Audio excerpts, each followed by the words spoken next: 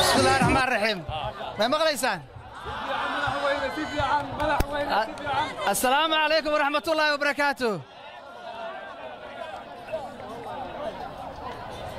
وحان آدي كما هدنقيا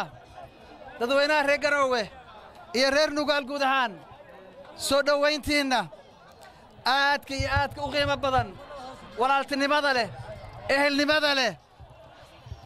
waxaan aad u rajaynayaa waxa ii muuqda maanta in Garowe iyo Nugaal iyo Puntland ay u tahay isbedel nabada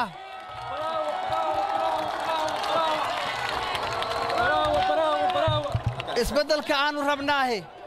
waxa weeye midka aad ka rabtaan Puntland waa mid aad ku doonaysaan dawladnimo dhab ah dawladnimo waafi ah dawladnimo idin siisa waxa aad ka filaysaan in dawlad laga rabo waxaad rabtaan oo aad doonaysaan mustaqbal ilmihiina waxaad doonaysaan caafimaad waxaad doonaysaan waxbarasho waxaad doonaysaan jidad waxaad doonaysaan biyo macaan xaq baad u leedihiin inaad heshaan waxaan idin sheegayaa haddii Ilaahay idmo oo doorashada aan rajaynayo janawari 8 inuu dhacdo si nabadgelyo ah si xor ah si xalaal ah si adinku aad ku qanacdaan oo aad u aragtaan dawladda meesha ka soo baxaysa inay tahay dawladdiinni idinku aad doorateen idinku aad rabtaan ayaan rajaynayaa haddii ilaahay yidhaahdo waxaan rajaynayaa cabdiweli ahaan markaan arko shucuurtiinna markaan arko rabitaankiinna markaan arko waxa aad ka doonaysaan puntland waxaan rajaynayaa inaan ku guulaysto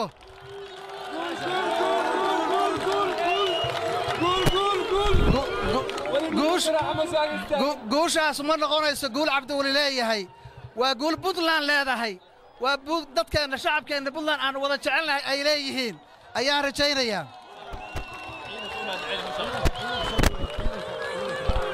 aad ayaan si gaara ugu mahadnaqayaa madaxdii gobolka degmada ciidamada saraakiisha hooyooyinka ardayda dhallinyarada culamaauddiinka isboortiska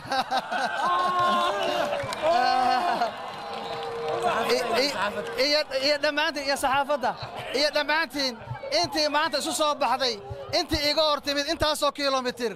rabitaankiinna wuu ii taabtay si dhab ah ayuu ii taabtay si dhab ayuu dareenkayga u xoqxoqay insha allaahu waan guulaysan doonnaa inaan idinku